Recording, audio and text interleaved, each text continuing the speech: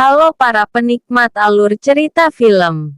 Selamat datang kembali di channel saya yang siap menghibur kalian. Kali ini saya akan menceritakan film dari China dengan plot twist yang sangat membuat penontonnya terkejut dan terheran-heran. Film ini berjudul Deception of the Novelist yang dirilis tahun 2019. Mengisahkan tentang pasangan suami istri yang terlibat tragedi kematian seorang wanita secara misterius di apartemennya. Hal itu pun membuat keduanya menjadi tersangka, tapi mereka berusaha mengelak dan bahkan saling tuduh-menuduh satu sama lain. Lantas siapakah pembunuh yang sebenarnya? Tanpa banyak basa-basi lagi, kita langsung saja saksikan alur film lengkapnya.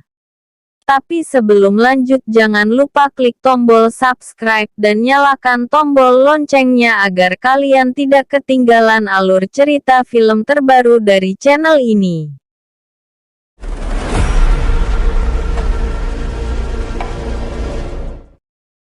Film dibuka dengan seorang pria yang merupakan seorang penulis novel bernama Jay. Karyanya sangat digemari banyak orang karena berisi kisah cintanya yang sangat-sangat romantis bersama sang istri.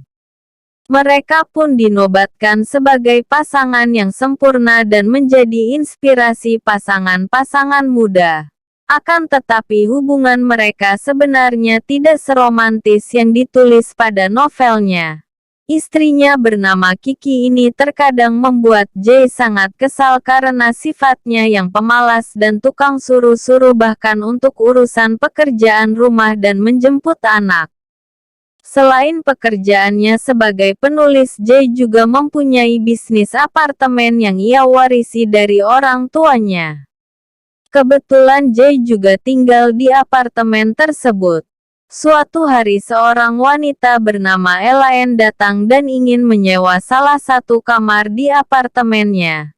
Setelah melihat-lihat, Elaine pergi dan tak sengaja meninggalkan tas belanjanya yang berisi pakaian dalam. Jay pun membawa barang itu pulang dan mulai berfantasi liar tentang Elaine. Tiba-tiba Elaine menelpon Jay dan meminta diskon sewa apartemennya. Karena baik hati, Jay pun sepakat dan meminta Elaine untuk segera menandatangani kontrak. Singkat cerita, Elaine akhirnya tinggal di apartemen tersebut dan menjadi obat cuci mata untuk Jay. Suatu malam Elaine mentransfer pembayaran yang hanya setengah dari harga sewa. Elaine beralasan kalau isi rekeningnya tidak cukup. Lantas dia minta Jay datang ke kamarnya untuk mengambil langsung sisanya secara tunai. Demi uang sewa, Jay pun bergegas ke kamar Elaine dan berbohong kepada istrinya.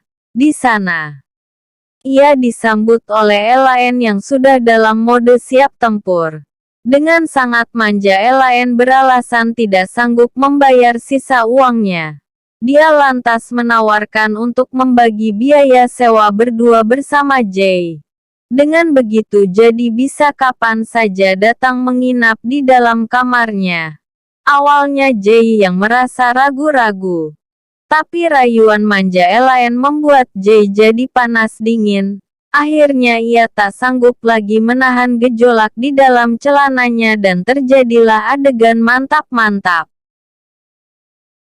Kemudian hari-hari berikutnya Jay pun selalu berbohong kepada istrinya untuk keluar berolahraga ke tempat gym.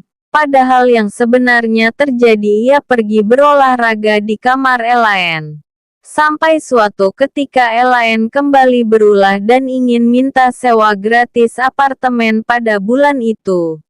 Ia berjanji akan membayar semuanya pada bulan depan.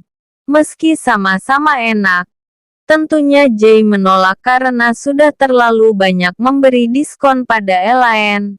Tapi untuk meyakinkan Jay, Elaine menulis surat pernyataan kalau Jay bisa melakukan apapun pada dirinya sesuka hati dan tetap akan membayar sewa setiap bulan.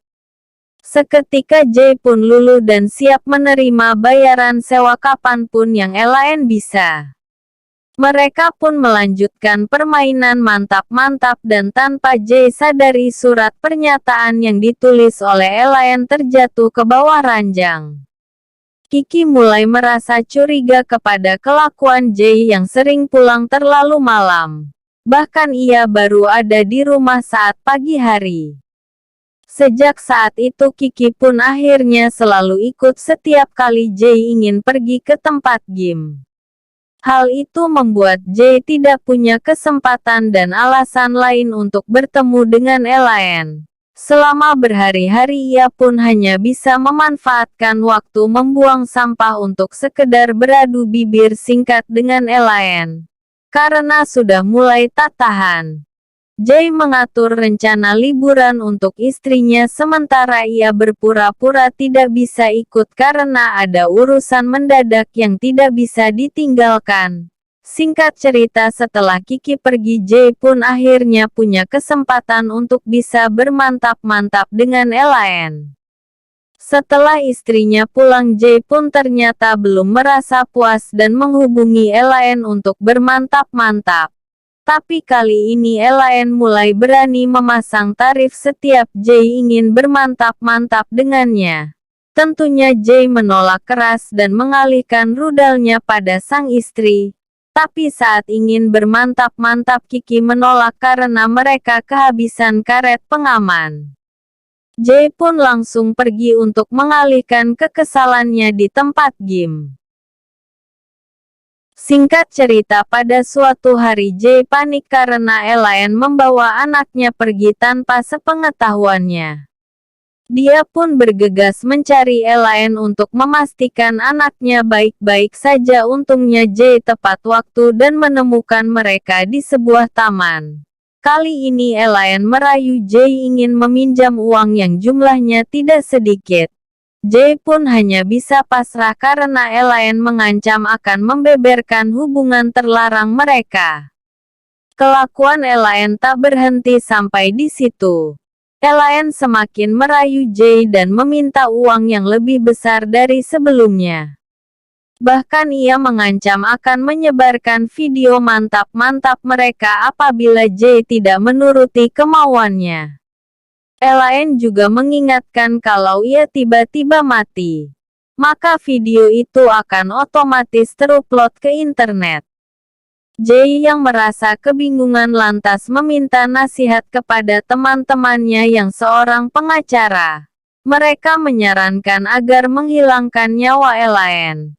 Tapi tentunya mereka juga mengingatkan bahwa akan sangat sulit untuk lepas dari jeratan kasus pembunuhan.